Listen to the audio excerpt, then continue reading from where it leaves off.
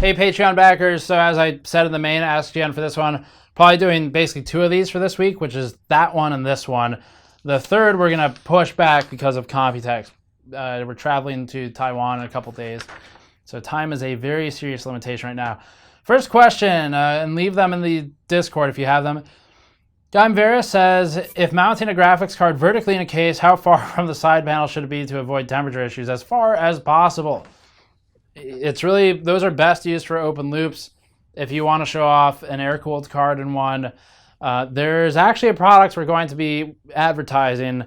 I can probably even show it. Let me just show it. So I haven't, we sold ads to Cable Mod for this thing, which is a vertical PCIe bracket. So we're going to be advertising this during Computex, but basically, and I've tested it for our B-roll, but basically it's a bracket that installs into compatible cases, which is most of them as I understand it. I haven't tested a lot, but I think as long as it has the same expansion slot count in the back, it'll work. But the reason I bring this up is because they they sit the video card farther away from the glass than most of the built-in ones do, so they should be better. I haven't tested thermals with it though. Should be better in theory, but thought I'd bring that up. I don't get anything for it right now because the ads haven't started, but it is relevant. Now, how far should it sit? Like I said, as far as possible without causing problems elsewhere in your system. If you get some high pressure airflow really close to the fan, like if the front of the GPU is maybe a couple inches from the front of the case, you'll be fine. But if you're pushed up like, say, an inch from the glass, which is the case for a lot of these vertical GPUs, then there's going to be a problem. So yeah, otherwise just use an open loop. But if you can get it a couple inches back from the glass, you'll be in good shape. Your CPU might be a bit warmer, but it doesn't really matter. It's like single-digit degree differences, and it also doesn't care as much as a GPU does. Swooshy Queb, it says, since everyone and their grandmother calls thermal compound thermal paste, and they also call actual thermal paste, what is the best way to know before I buy the stuff that it won't permanently bond my CPU cooler to my CPU? Thermal adhesive is the word you're looking for. If it's an actual literal adhesive that will bond stuff together, they'll typically call it a thermal adhesive, whereas thermal compound or thermal paste are often the non-binding, non-permanent stuff for cooling for like a CPU. So I guess it's possible that some thermal adhesive will say the word thermal paste and not the word adhesive anywhere. But honestly, if you look at the packaging, you should be able to tell. Like if it comes out of a syringe like this, chances are it's a thermal paste. If it is like a twist-on cap, that's kind of harder plastic shell because it's an adhesive, kind of like an epoxy or something like that. If it looks like that, then it's probably an adhesive. But a lot of those also you have to mix, so you should know right away.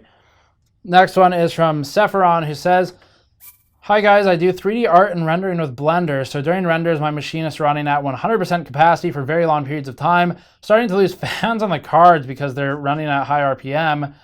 I try to keep most of them at max 80% fan speed, but they still all die. I was wanting to water cool my GPUs. I have an EVGA hybrid, it's great, but I want to install G12s and CLCs on the other 2 cards. What's your recommendation on how to cool the rest of the components of the PCB? I know there's a fan mount on the G12, but is that truly enough? Yeah, absolutely, that's enough. So go back to do a Google search for like Gamers Nexus GTX 1080 Ti Armor, MSI 1080 Ti Armor review, something like that. Specifically, the words you need: Armor review, Gamers Nexus, and I think 1080 Ti. We did a test with that, and I think I tested VRM thermals. So we had a G12 on it. I don't remember if the fan was on. I should say in the review if it was.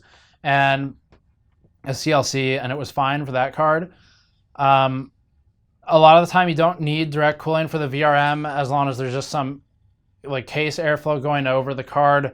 But if you're pushing them harder, you'll want some direct cooling. That said, well, first of all, if you can do an open loop, I might suggest that if you have 3 cards that you're doing liquid on, because once you're doing 3 closed loops, you're kind of running out of space for radiators. It's not the most efficient, and it kind of costs a lot of money anyway, so you're really getting kind of close to an open loop anyway. But If you really can't do that, then towards the front of the case, like especially if your case allows you to mount a fan internally on the back of the hard drive cages or something, get a high pressure fan in there and just sit it right in between all three of those cards, or especially the lower two cards that are going to be having more trouble, and just blast them with air.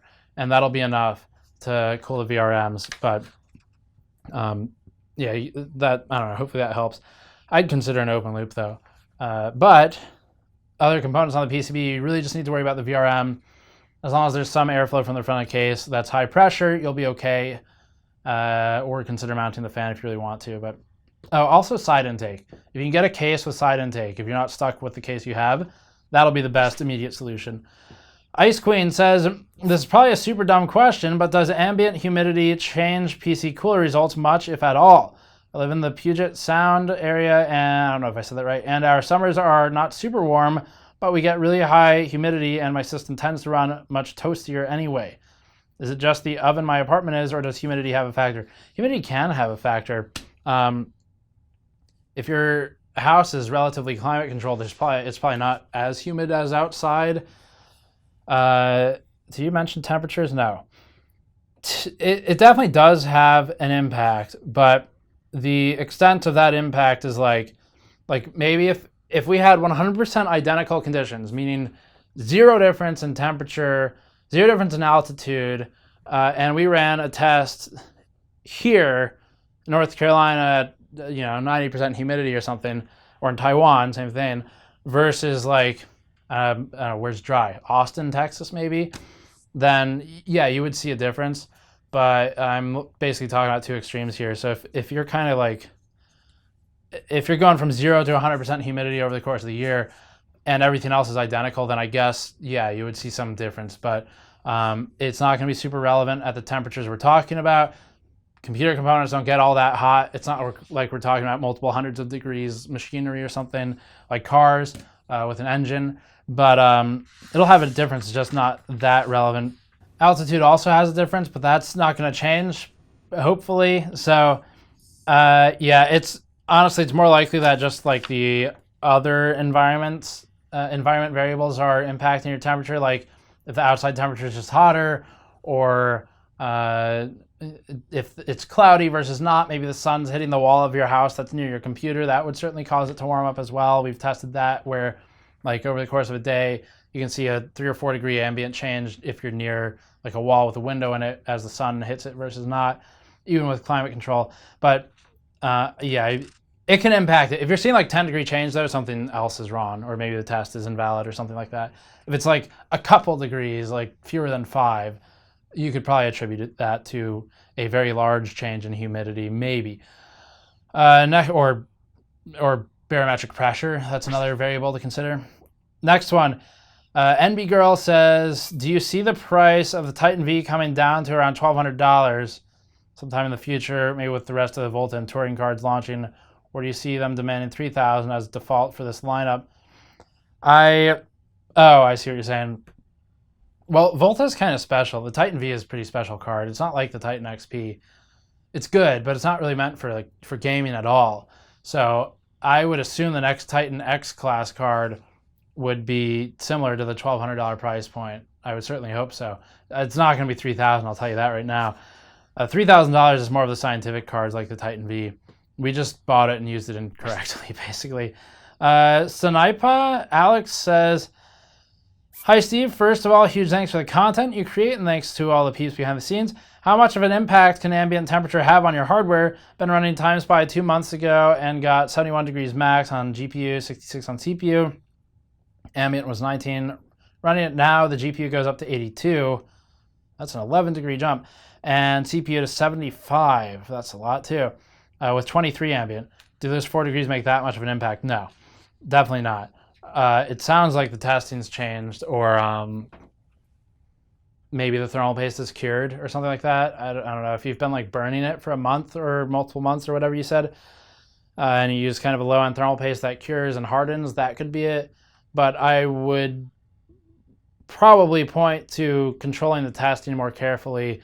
You could see jumps like that with like an ambient temperature increase. So like, let's pretend there's like a vent in the ceiling above me. If I run a test on a system here and AC is on, even if I set the thermostat to 19, it's likely that this unit, this computer, will be something. It might be receiving ambient temperature of like 17 or something, because right below in that scenario a cooled vent. So depending on kind of where your vents are, if you had AC on versus off during the test, that could cause a big change.